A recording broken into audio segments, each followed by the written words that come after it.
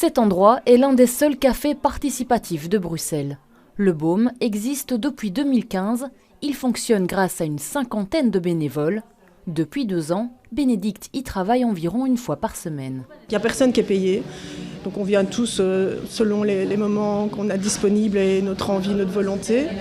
Donc personne n'est salarié. La régie foncière, propriétaire des lieux, a décidé d'augmenter leur loyer.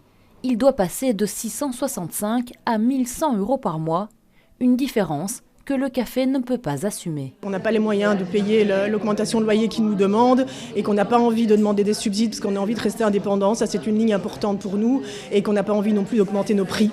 Parce que ça pourrait être une solution et ça, on n'a vraiment pas envie. Effectivement, on deviendra un café comme un autre et ce n'est pas du tout notre volonté. On aurait un peu espéré de la régie foncière qu'elle soit sensible à des thématiques sociales et puisse défendre des lieux comme ici. Pour sauver l'établissement, une pétition vient d'être lancée. En une semaine, elle a récolté plus de 700 signatures. Non, moi je ne veux pas que ce café ferme, ça je me battrai pour. Comme je dis, quand je l'ai appris, je dis mais je vais occuper, quoi, non, je reste.